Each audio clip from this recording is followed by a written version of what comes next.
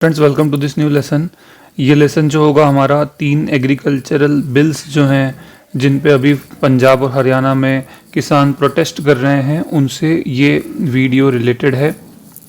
ये वीडियो में हम उन बिल्स को डिस्कस करेंगे, पर जो डिस्कशन होगी बहुत जनरल होगी और मेनली उसमें फार्मर्स प्रोटेस्ट क्यों कर रहे हैं वो डिस्कस किया जाएगा। तो पहला बिल है आपका the farmers produced trade and commerce promotion and facilitation act 2020, तो जिसको हम एमएसपी से भी रिलेट कर रहे हैं। तो इसमें देखो पहले क्या होता था कि जो भी किसान अपनी जो फसल होती थी वो मंडी में बेचता था। मंडी एपीएमसी एक्ट है, एग्रीकल्चरल प्रोड्यूस मार्केटिंग कमेटी, जो मंडी जिसको हम मंडी बोलते हैं वहाँ पे वो बेचता था।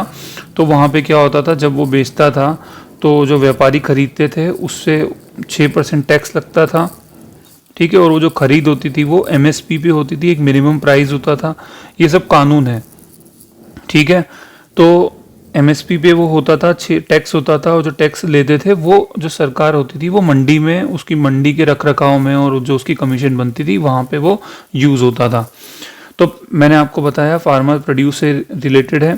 तो पहले क्या होता था, सिर्फ एपीएमसी मंडी में ही एमएसपी पे खरीद होती थी। अभी जो नया लॉ आया है उसमें क्या है कि किसान बाहर भी अपनी जो फसल है उसको बेच सकता है। तो किसान को तो फ्रीडम मिल रहा है इसमें, लेकिन फिर वो विरोध क्यों कर रहे हैं? तो विरोध का जो मेन रीज़न है, जो प्रोटेस्ट का मेन रीज़न है, किसानों को क्या लग रहा है कि अब जो हमारी खरीद होगी वो एमएसपी पे नहीं होगी।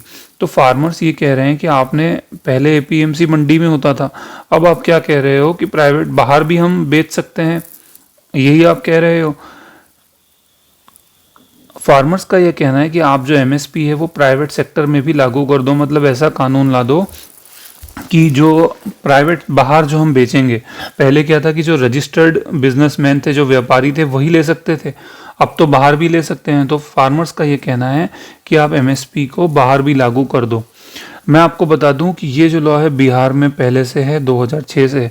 तो अब वहाँ पे क्या हो गया, क्योंकि मंडी के बाहर खरीद होती है तो कमीशन तो होती ही नहीं है, तो मंडी जो है इररिलेवेंट बन गई है, मंडी का कोई यूज़ नहीं है। तो वो मंडी धीरे धीरे बंद हो रही हैं और सिर्फ 1% फार्मर है जो अपनी खरीद एमएसपी पे बेच पाते हैं। तो अभी जो फार्मर्स को पंजाब और हरियाणा में भी यही लग रहा है कि अभी तो ये ठीक चलेगा, धीरे धीरे क्या होगा, क्योंकि बाहर खरीद होगी, एमएसपी जो मंडी में कमीशन मिलेगी नहीं, जो टैक्स लगता है, तो धीरे धीरे क्या होगा कि जो मंडीज़ हैं वो धीरे धीरे बंद हो जाएंगी और हम लोग जो है, हम लोगों का नुकसान होगा आने वाले समय में। तो ये उनके मन में डर है। आपको मैं और बता दूं कि पंजाब में और हरियाणा में ज़्यादा विरोध इसलिए है क्योंकि वहाँ पे मंडियों की संख्या बहुत ज़्यादा है। 85% फार्मर अपना जो प्रोड्यूस है वो एमएसपी पे बेचते हैं और स्टेट गवर्नमेंट भी इसके खिलाफ है। क्यों? क्योंकि उसको जो कमीशन मिलती है वो भी जाएगी, ठीक है। तो आपको ये पॉइंट समझना है।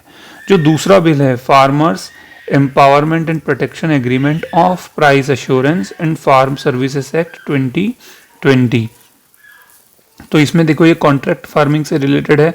फॉर एग्जांपल, अगर मैकडोनल्ड ने किसी किसान के साथ कॉन्ट्रैक्ट किया है कि हम आप आलू उगाओ, हम 1000 किलो आलू आपसे ले लेंगे एक प्री डिटरमाइंड प्राइस पे, जो पहले से डिसाइड हो जाएगा, एग्रीमेंट पे पहले से डिसाइड हो जाएगा, ठीक है।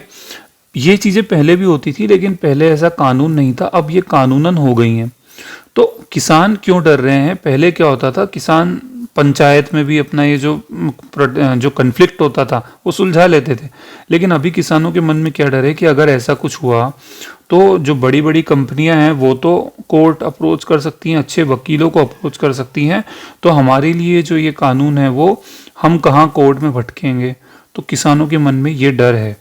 किसानों के मन में एक डर है कि ये जो लॉ है वो इंडस्ट्रीज को और जो बड़े व्यापारी हैं उनके बेनिफिट के लिए ज़्यादा है, ठीक है। तीसरा जो है आपका एसेंशियल कमोडिटीज अमेंडमेंट एक्ट, ध्यान रखना ये 1955 में आया था, अभी ये इसमें संशोधन हुआ है। तो ये लॉ कब आया था? एसेंशियल कमोडिटीज एक्ट 1955 में आया था। इसमें ये लिखा हुआ है कि गवर्नमेंट जिस कमोडिटी का नाम इस एक्ट में डाल देगी एसेंशियल कमोडिटी, तो उसकी कंट्रोल, उसकी जो प्रोडक्शन है, सप्लाई है, उसको कंट्रोल कर सकती है। तो आपको पता है ये कब होता है? ये कब होता है? जब जैसे दालों के दाम बढ़ जाते हैं या कुछ इस तरह से आलू प्याज के दाम बढ़ते हैं, तो इसेंशियल कमोडिटीज़ में वो सरकार उसको कंट्रोल कर देती है कि आप इतना उसको प्रोडक्शन करेंगे, इतना सप्लाई करेंगे, इस तरह से। अब सरकार ने क्या बोला है कि हम सिर्फ एक्सट्रीम कंडीशंस होगी उसमें ही कंट्रोल करेंगे, वैसे कंट्रोल नहीं करेंगे। तो फार्मर्स का ये डर है कि ये जमाखोरी को बढ़ावा देने वाला बिल है।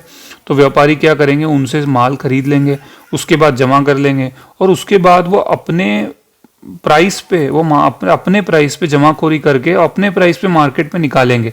तो इससे क्या होगा, फार्मर्स को लॉन्ग रन में बहुत ज़्यादा नुकसान होगा। तो फार्मर्स के मन में ये डर है कि वो जो बड़े बिजनेसमैन हैं वो मार्केट को कंट्रोल करेंगे। ठीक है, तो ये एक बेसिक था जो फार्मर्स का पॉइंट ऑफ व्यू है, जो फार्मर्स बोल रहे हैं उस तरह से डिटेल डिस्कशन भी हम एक वीडियो में करेंगे। Okay, thank you so much friends.